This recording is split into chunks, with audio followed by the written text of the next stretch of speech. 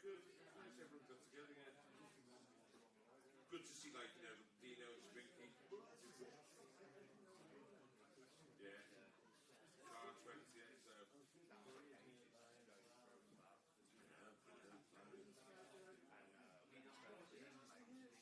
I didn't get a chance to ask him what the logistics were from going.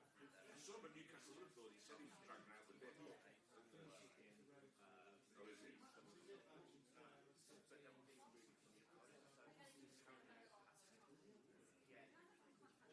Yeah.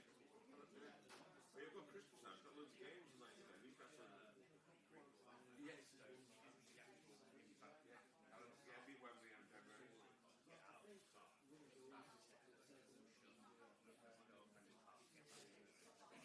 But once he's gone already, straight away.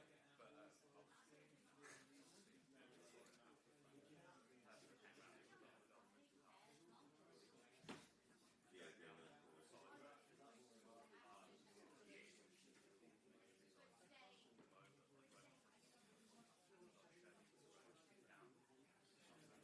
Oh,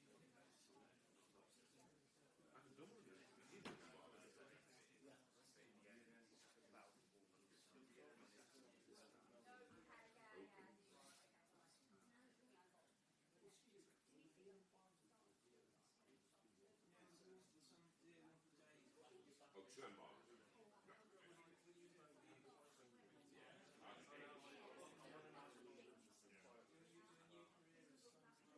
He is, and now he's wonderful.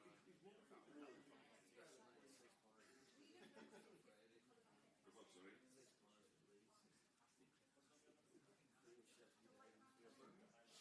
Oh, right, so the two end box. Oh, yeah. Oh, bless you.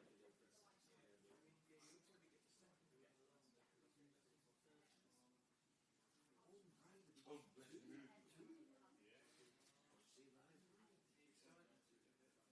see, and we're talking about this restaurant.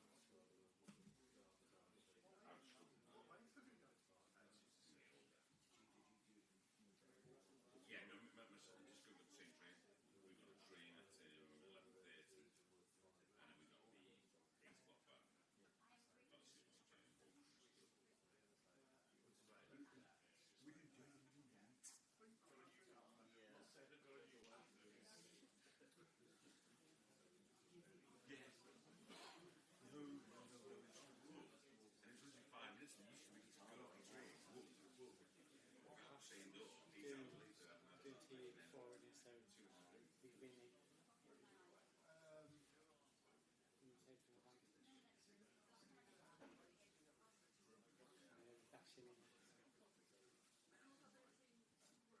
Dashing in. After being very wet. Yeah, could have been worse.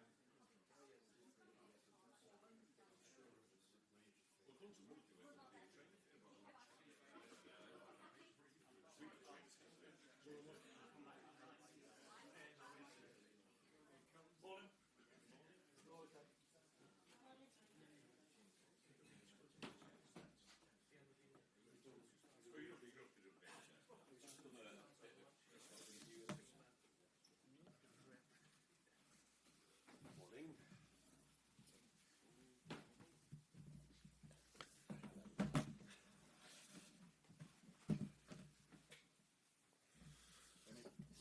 Arne, first of all, your reaction to the League Cup draw, obviously, against Tottenham? Interesting game, but I think every draw would have been interesting because I don't know if it's always the situation in England, but 4 top teams still in the draw, so there was not an easy one. And now with Tottenham, especially with us playing them Sunday, and then I think quite in half of January we played them again. So yeah, interesting draw. Interesting as well because of Tottenham style of play, they tend to seem to go for it and never really put the brakes on. Yeah. You really, I really have to give them credits, because if I look at Tottenham, and I come from Holland, but I did watch a lot of Match of the Day, and I think about Gino Lav, Paul Gascoigne, Glenn Hoddle, and Reece Modric. For me, Rafael van der Vaart, Gareth Bale. They've always been a certain brand in football for me, and a certain identity, and I think Postecoglou gives them that identity back completely. So it's every time a joy to watch them, and sometimes results once in a while go against them. But I think they were one of the teams that beat City, like us. Not all of them beat them in the manner like we did, and Tottenham did, because it was completely deserved in these 2 situations. Dominated the whole game. We and Tottenham. So great work that Ainge is doing over there, and I hope this has been seen a bit more. And I also hope that he wins a trophy, not the League Cup, but I'm completely a fan of his team for the Europa League, because people always talk about trophies. That is so important. Now, for me, his brand of football, his style of football is so much more important. And if he can combine that with winning something, that would be so good for football in general, because then people can stop talking about it. It's too attacking or whatever. How on earth can you play too attacking football? How do you look at the position you're in yourselves at the moment? Because a few weeks ago we were talking about you having an 8-9 point advantage, and this weekend Chelsea could feasibly be above you in the table when you kick off on Sunday.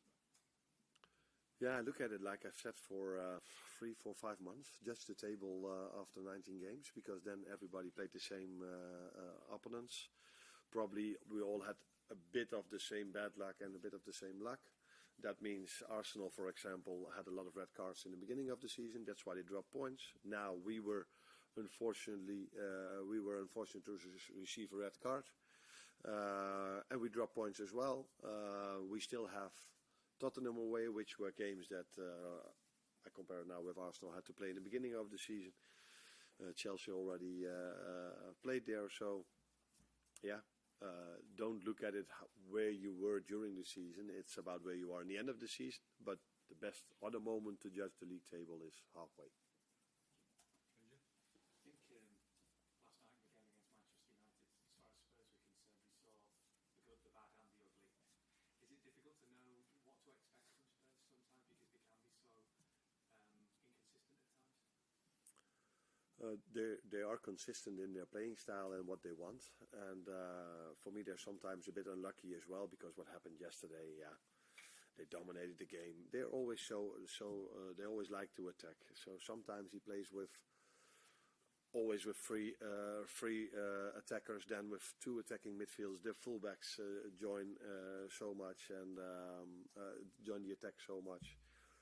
So they're always there. And yesterday, for me, they were so unlucky. So people say, why do you bring the ball out from the back? Because they lost the ball. And the second one, the goalkeeper wanted to kick it away, which is what everybody wants then. But it's still a goal. For free, I don't think there are many season ticket holders in the country that can say that they watch so many great games.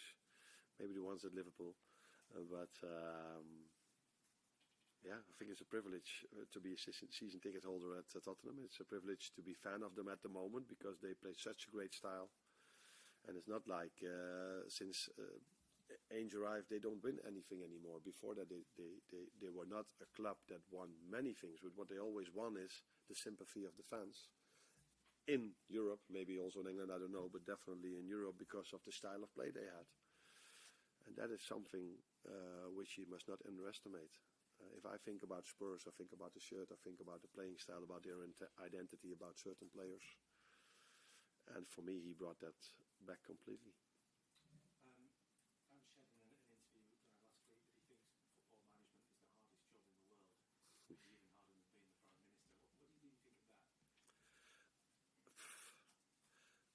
I've said so many positive things now about him and his style that if I say another thing, it seems like I'm his agent.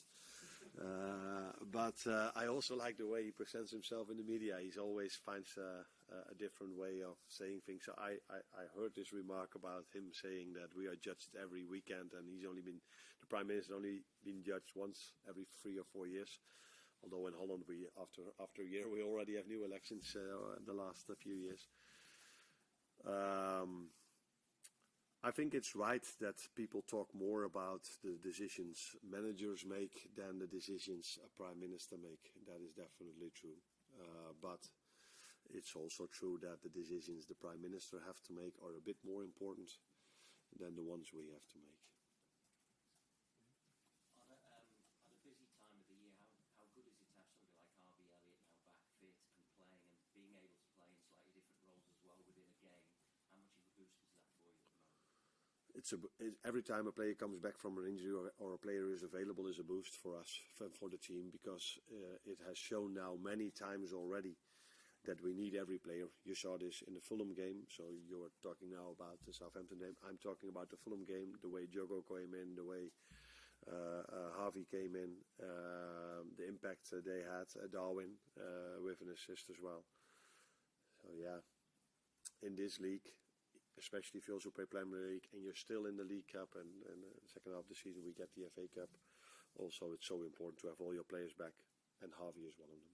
And similarly, Chiesa, with more minutes for him now, is he getting stronger now, closer to where you want him to be? Yeah, he definitely is, because you see him on the pitch now. It means he's getting stronger and he's getting better. He had to adapt for quite a long time. I've said so many times, as expected, if you miss team training sessions for so long, and then you go to a league where the intensity is so high as well, and to a team that plays with a lot of intensity. But he is getting stronger, but he's also facing a lot of competition in the right wing position. And you've got some young players as well, like O'Connell and Tyler Morton, who again are going to, at this time of the year when you're playing a lot of games, could be very useful for you. Yeah, I think that's what made our game against Southampton for this club special, because we've seen that most of the clubs that were in the quarterfinal played with their starters. Only a few played with with players that don't always play. Now, if you then look at United, that was a team that didn't play their starters. There were still players that were in the team that cost them 100 million. With us, if we don't play the starters, you see academy players either on the bench or playing or coming in, and that is what makes this club, I think, special. That there's always room for academy players, and that's not this season. That has been at this club for so long. That if at this club we miss a few players, we take a look at our academy, and that's what is part of our identity, you could say. It feels like your in-game management has really stood out in recent weeks. Obviously, a lot to do with situations you find yourself in matches, but are you asking different things, new things from the players at the moment now you've been here a while and they're used to your overall methods? I don't think new things. I think it's constantly getting them aware of the same things and coming back to this every time. So sometimes you have a lot of attention for our attacking play, final third play or build up, and then you feel like we have to work on our defense again, and then after 3 or 4 weeks you feel like now it's time to talk about build up or a final third again. So it's just getting the message across as much as we can, because it's normal, not only with the football players but with my children as well. If you don't tell them a few things regularly enough, they tend to forget these things, so that's why this constant repetition is so important for a team. So I don't think we do a lot of new things, maybe small details once, because football changes, so you have to adapt wherever you can and introduce new things. But the main message has always been the same, and it's about repetition.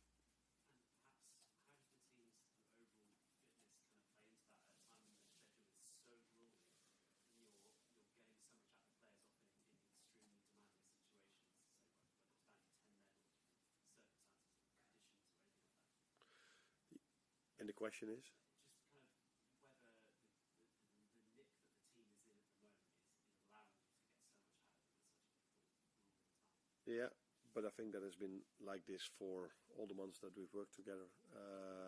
We've put a lot of effort in pre-season, although many of them were not there.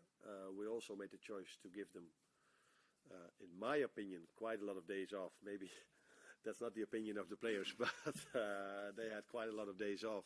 And I still feel that we find the benefits of that at this moment, because I know in Holland some clubs only gave them 7 or 8 days off, and a few of these players got injured or as they say themselves, are very tired at the moment. Good thing for them, as they have a winter break now. But so I think we and again I have to make compliments for the performance staff, because I fully trust them on that part, have managed that really well till now. But still a long way to go, a lot of games to be played. But if I'm correct, I think it's only 2 players in red at the moment. That means only 2 injuries left, and of course a few of them are coming back from injuries. But I think we only missed 2 players on the training ground today, which is a positive thing.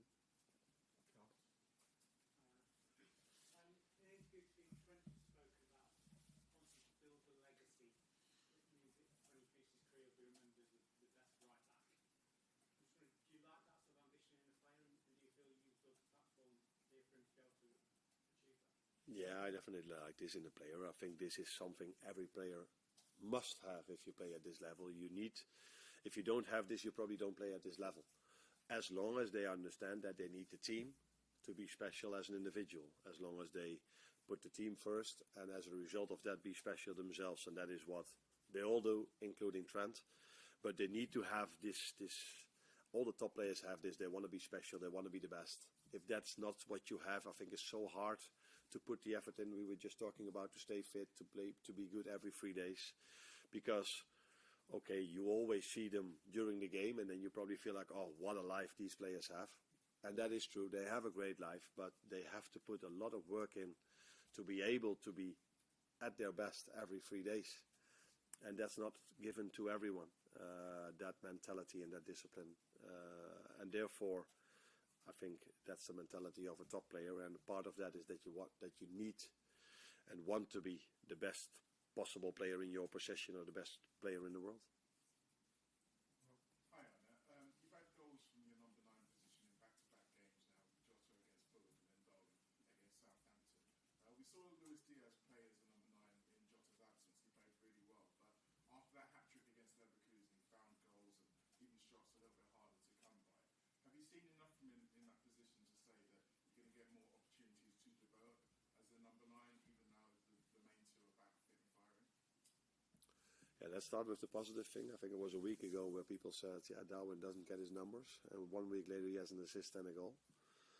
And then you said, and mostly you're correct, but then you said, yeah, Jota has a 9, scored a goal. I think he came in as a midfielder because Darwin was the 9 at that moment.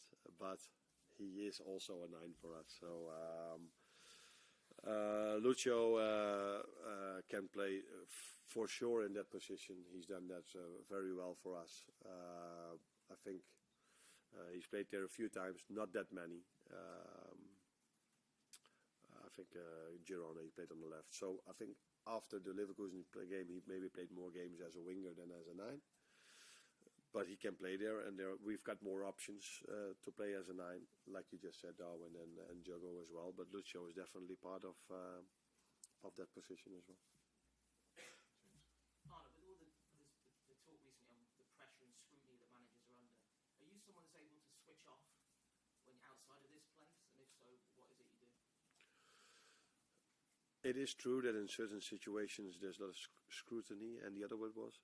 Just the Pressure, yeah, but it's once in a while it's also a nice job to have. So it's not only negative. I experienced this job in the last 4 or 5 months, and I know we've won a lot, as actually only positive. So I cannot tell you, of course there's pressure, but I haven't felt scrutiny. Maybe there was some scrutiny after the, which was the one, Nottingham Forest game. But that doesn't always come to you. If you lose a few more, then you start to feel, there might be some negative emotions as well. So it's not only negative for me, especially 2024. I only look back at it as only as positive. But yeah, it's true that because of the room is quite filled over here as well, and there are probably now many people at home giving their opinions as well on social media. It is true that people have a lot of opinion about us, but sometimes that's also positive. It's not only negative. Just check, where are Canate and Bradley up to? These are the two that still are red, so they don't train with us at the moment, but they are on their way back, but they don't train with the team yet. What do you think is realistic? That is what I've said before, quite difficult, because I thought that Jota would have been back a bit earlier already, and sometimes the end stage of rehab takes a bit longer. Sometimes they join and then they are like, I'm not completely ready to start yet. So let's wait and see. But yeah, we have a very good rehab personnel over here, and they've done some good work already with Allison and a few others. And the main thing is, if they come back, that they are ready to come back, and we must not focus on 1, 2 or 3 days. It's more important for the long term that they stay fit afterwards. And this is what till now they've done really well, and hopefully with Connor and Ibu the same thing happens. Final question for David. Not so much a problem at Southampton, but maybe the last couple of Premier League games, maybe kind of slow starts. Is that something you're concerned about, something you've spoken to the players about before? Yeah, interesting, because my feeling was the same. So I thought, I always watch the game back, but when I watched our game back against Fulham, I felt the same. It's a bit of a slow start. It doesn't help that many of our home games, one of our players gets a knock, and there's a treatment for 1.5 minutes, and then there's a rule in this country that the player then has to be out for half a minute or 45 seconds. I don't know exactly how long it is. That doesn't help to build the momentum, because against City and against Madrid, I think we had quite a good start. But when I didn't look back at the Fulham game, first 10 minutes were really good. We were 2 or 3 times threatening them. Unfortunately for us, the linesman 2 times raised his flag. That wasn't offside. Talking about momentum, it's not a big thing, but it doesn't help to create momentum. We had a shot from Curtis Jones where we picked the ball where we should have had a corner, which the referee gave a goal kick. So I think we started quite well. But if you simply look at goals, we didn't score in the first 10 minutes and we conceded one and we took a red card after 15 minutes. But which is difficult because there are vital moments in the first 15 minutes. But if I look at the other 14 minutes, I liked what I saw. There was intensity. We were on top of them. We were trying to come in their 18-yard box. But for the reasons I just gave, the momentum was not the same as it was against City or Real. But what we did was the same. Let's put it that way. Cheers. You're welcome.